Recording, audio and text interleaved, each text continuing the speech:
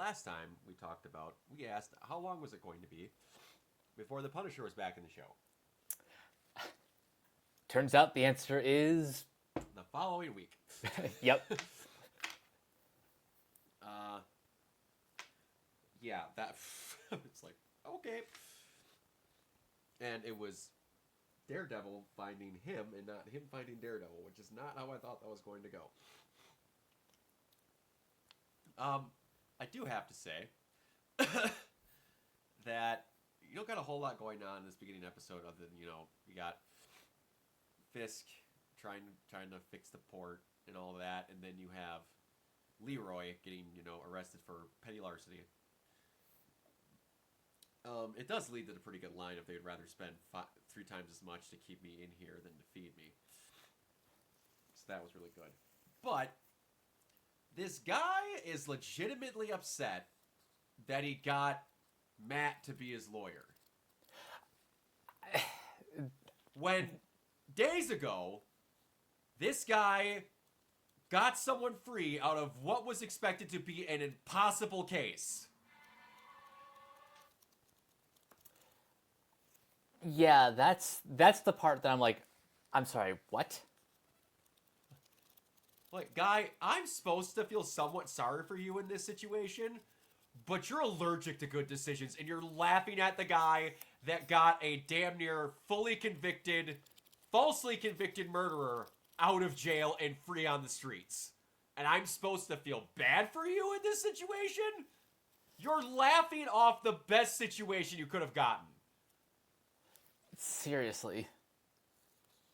But I've talked about how I appreciate just how this show is accepting of the fact that it's in a world with stupid shit in it because it's in the Marvel Universe.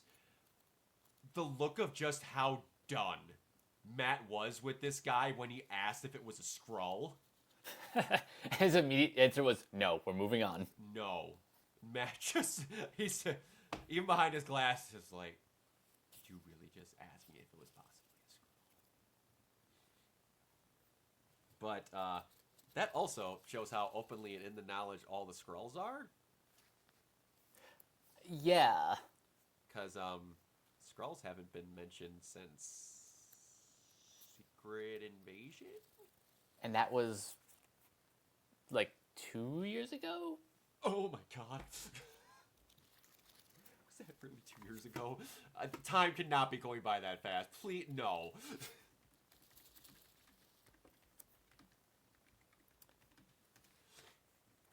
Something tells me that... My god, that was 2 years ago. Oh my heart! Something tells me that line was written after the reception of that series, just to take a swipe at how nobody really liked that show. Yeah, it could be. Oh, that just aged me 15 years. How was that show already 2 years ago?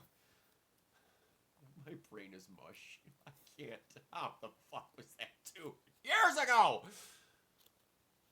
Oh my good lord. That did irreparable damage to my psyche. Okay, yeah, so I do love that they're also, again, this is in Marvel, they're mentioning Latveria a lot. No, they're actually just... Or is it Latvia? It's just Latvia. Is it just Latvia? I'm never sure with the show if that was... Because I questioned it, and I thought it would be weird of the two that in Marvel they'd be mentioning Latvia over Latveria. Because it's Marvel, but if that's actually Latvia, then okay. Yeah, no, it is actually Latvia. That's so weird. But that actually confuses me more than anything. But anyway, go ahead. I was just gonna point out how funny it is how both of the events that Fisk went to that he didn't want to be there for, they both saying we built the city. Yes, and I saw a thing. I got a lot of this episode spoiled on Twitter before I got to it. But I saw a factoid that said that they actually had to reshoot the kids singing because they wanted it to be off key, and the kids were perfect. Oh, so they had to like throw a couple with them being bad. Like, that's fantastic. They had to ask the kids to do worse because they did too good. Like, that's funny. That's actually... Can you imagine the directors coming in, or, like, Charlie Cox or, like, Vincent D'Onofrio going, we gotta tell them to screw it up. They're like, we can't have that be in the show. Fisk is supposed to be irritated. This is beautiful. That's so funny. Little stuff like that where it's like, yeah, but they nailed it. Shit. And just the fact that it was a running joke. I was kind of hoping that he would have to go to a third thing, and they do the same thing. Yes, that would have been fantastic. Or like somehow they had we built this city playing like an orchestral version of it as he's going down to the basement in the end. Oh, that would have been That good. would have been awesome. Like some haunting version of We Built This City. I kind of want to hear that. I'm not gonna lie. So I'm not gonna lie to you. I'm a little weirded out by Frank's take on the whole corrupt police using his name. He seems not bothered whatsoever. He calls them fanboys.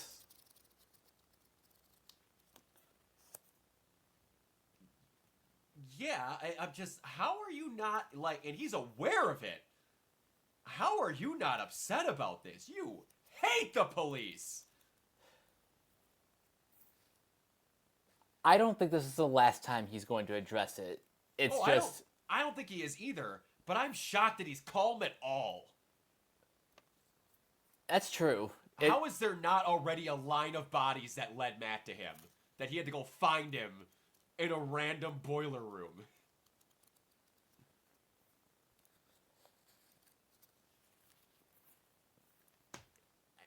That part weirds me out. Like, he's avoiding violence against the police. Yeah, it seems weird. And I know that, like, Frank doesn't like the police, but he doesn't openly go murdering cops as a fun... I get that. I'm not saying that's what he should be doing. But the ones that are openly killing people in his name wearing his skull, to be like, hey, you, stop that shit. Everyone else, too, I'm going to string your body up from Central Park. Stop it. I am surprised that he's this, like, nonchalant about it. Like, I'm kind of wondering if something's going to... Because he talks about hearing his... Which, I had people bragging up this scene big. I'm not saying it's not fantastic. It is fantastic. They're talking about hearing his kid and, like, Matt not even being able to say Foggy's name. That was really good. But, and now that we've got them kind of both moving on and Frank just kind of like, meh. But now Matt is going out. And I got a feeling that Matt's going to do some very not Daredevil-like things. And then Frank's going to be the one that goes, I'm the one that kills people, you don't. I feel like that's about to happen. He's going to be the one talking sense into Daredevil going, I get to be who I am because you are who you are.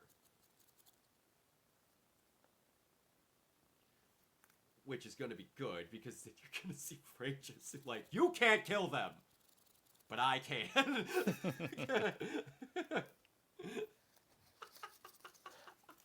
I do genuinely appreciate the scene though, just as a wake up call for Matt, because seeing both what happened to Hector and what happened or what is happening to what's his name? The thief? Oh, Leroy. I don't remember what his last name was, but it was Leroy. Yeah, like between those two cases, I can definitely see this being like the push that Matt needs to get back into the suit. And and I do like that we're 4 episodes in and he has not put that suit back on yet. Also, correct me if I'm wrong, is that the first time someone called him Bullseye? As far as I know. I love that we've been on a break long enough in the spare time that he was doing shit that he got the name Bullseye. Like, it took a while. That's kind of crazy to me. Yeah. And it's Frank that calls him Bullseye first, and that he did get life in jail. That shocks me. Because, was it Hector getting possible, or am I confusing it with Winter Soldier? What was Hector's sentencing gonna be? Oh, geez, I don't remember. It might have been life. Because I don't know if I'm confusing that and what they were going to give Isaiah the death penalty. I can't remember if I'm confusing those two. But, yeah, Daredevil's going to do some bad shit. And then Frank's going to come back. And, like, this is the most we've seen of Muse, too, now. So, he's finally going to be out in the open. And, like, I need to get you good. And then as soon as he's good, the guy who's going to be the most fucked up person he's ever faced in his life is going to be there. And, like, he's already draining blood out of a living person to, like, paint with. For those that don't know, he makes painting with body parts and blood. That's why He's called Muse. Now, they said multiple times that the show was going to be more violent than the other one, which I repeat, Kingpin decapitated a guy with a car door in the first show.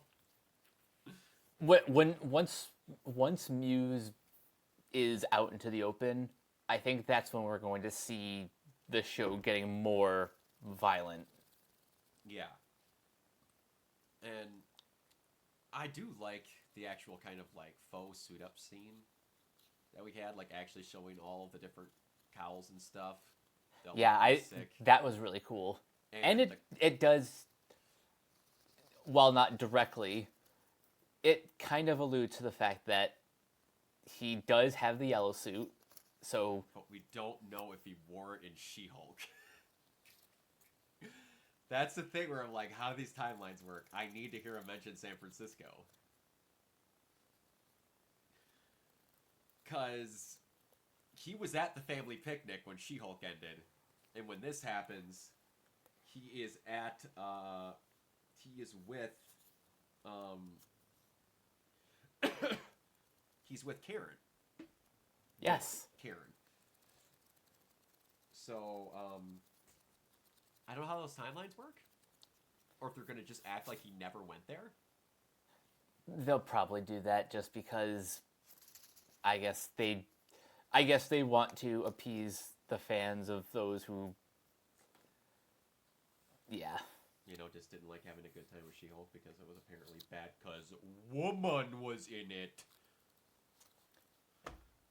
But, yeah, and the actual, like, kata he was doing on the roof with, like, all that looked fantastic. And it just getting back into the shape of it. Like, it's a tease where he's like, I need to make sure that I still know how to use this stuff. It's no guarantee that he's going to use it because he's doing it in regular street clothes. He wasn't confident enough to put the suit back on when he did this, which... Matt, if you're going to be using Daredevil's weapon on your fucking roof... Yeah, seriously. Maybe you should put the suit and mask on so people think, hey, maybe the Daredevil lives near here. Not, oh, it's Matt. But yeah, I'm excited.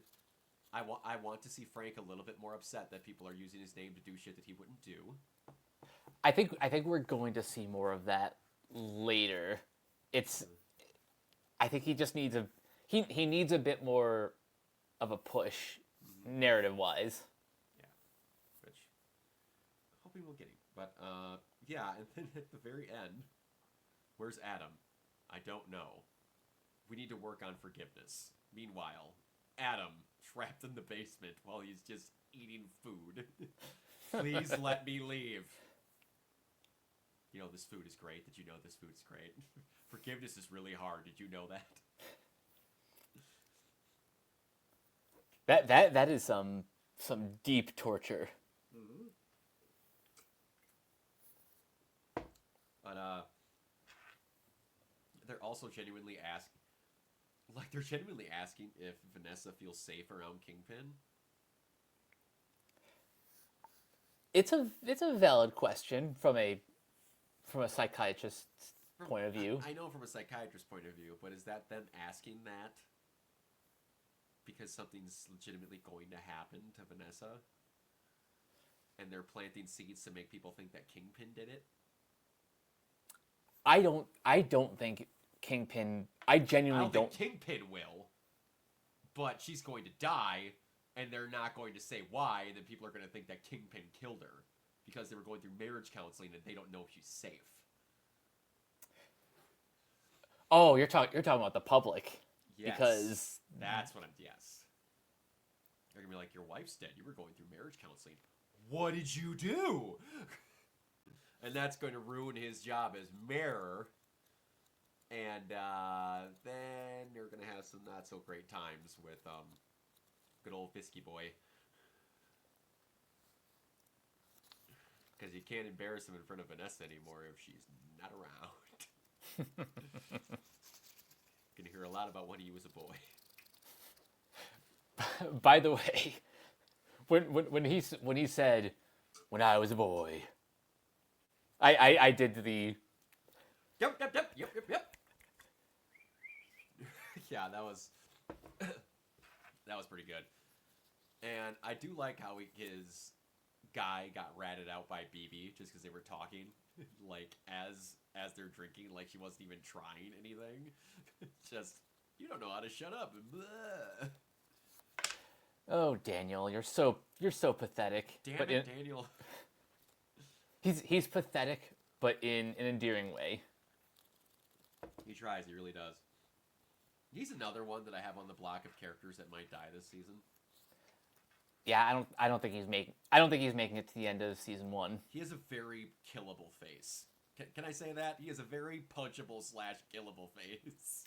Yeah, he does. So yeah, you got anything else? I think we've covered pretty much everything.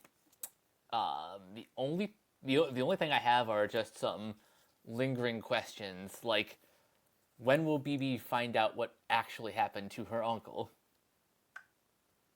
Well, I believe she knows. Who did it? Yeah. Okay.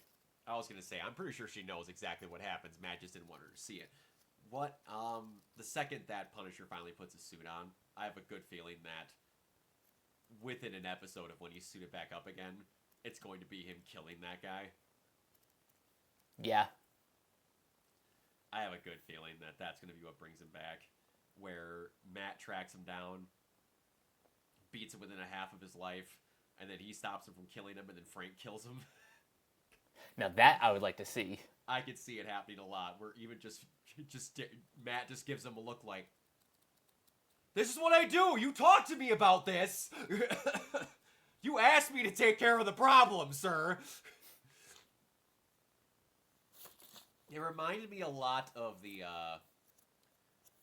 scene where in Equalizer, when Denzel's character goes to, I don't know if it was the White House or whatever it was, where he goes to them and like talks about some whatever things and then leaves, and he's like, what did he need? He didn't need anything. He asked for permission. And then he goes and just kills all those Russians. That was a great scene. That was fantastic. So, like, that was like, he's like, you come in here to do nothing. You came in here to ask me permission. You're going to put that suit back on and do some bad shit. And the fact that Frank was testing him to where he backhands him in the face and immediately he's like, you're trying to get me to be violent again, and I'm trying so hard to not do that right now. Yeah, I love when he says, like, oh, God, I'm sorry. And he's like, for what? For being honest? That's the most honest thing you've done all day, Red. I also love how he doesn't call him Matt. He calls him Red. I love that so much. But, yeah, just, again, a very good episode. Yes. Very, very good. I'm not sure which, between this and the last episode, I'm not sure which one I like more, but I do think the scene the scene with Frank and Matt is one of my favorites. See with Frank and I still think that the process of the build with Ayala's case is my favorite. Which, if they turn, because Matt got the evidence bag with the necklace in it, and I think it'd be awesome if you need another Young Avenger. I know where you're going with this. Give her that thing, but yeah, that scene was great. I do feel the last episode with the build and everything up to it, and the finale with all was awesome. But this one was just kind of having stuff happen in it, and then it has a really good scene. So in my opinion, I feel 3 is better. That's not at all saying this episode's bad. This show has not had a less than 8.5 to 9 out of 10 episode. Oh yeah, no, like even with like, I know some people are saying, oh, you can tell where the reshoots are, and to some extent you can, but I think they hide the seams pretty well. Yeah, and you want to know who is seeing them? The people that are looking for them to be dinks. Yeah. They're acting like, do you saw Fan 4 Stick, right? Yep. Do you remember that scene with Kate Mara that very obviously had reshoots because they're talking in the same scene, and she goes from having her blonde hair, cuts to Michael B. Jordan talking, cuts back to her, she has the blonde wig on, it cuts to Michael B. Jordan, then cuts back to her and she's blonde again? Yep. People are acting like that's what happened. Oh no. It's definitely not that bad. Like, again, it's the cool thing to complain nowadays. But no, this was really good. I really, really enjoyed this. But yeah, if we got anything else, Mike, where can everybody find you? You guys can find me on various social media sites at Captain K42. You can check out my quick thoughts on letterboxd.com/CoachK42. And you can follow Renegade Pop Culture on Facebook and Blue Sky at Renegade Pop Culture. You can also find us here on YouTube, on Podchaser. Consider supporting our Patreon at patreon.com/Renegade Pop Culture. Listen to all of our podcasts on Spotify, Apple Podcasts, or wherever you listen. And last but not least, everything can be found at renegadepopculture.com. You can escape, so do we. Absolutely. You can find me everywhere at Organoid Zero, mainly on Twitch and YouTube. I'm having less Twitch days because of Daredevil coming up, so that takes away a day of streaming, basically, because I don't want to stream for like an hour, because that's pointless in my opinion. But we'll still have streaming days. It'll be more toward the end of the week. If you're wondering why I look like a child that just finally started getting facial hair again, because I was at a convention 2 weekends ago. I was at Anime Milwaukee. I had a wonderful time. If you want to see pictures from all that stuff, you can go to my Instagram at Organoid Zero if you're into cons and such. If somehow anyone is going to be at Anime Detour or Northwestern Gaming Central, I'll be at both those cons at the end of the month. Anyone who's fans of anything Devil May Cry, most of the cast, except for Johnny and Bosch, is going to be there, so go. It's going to be awesome.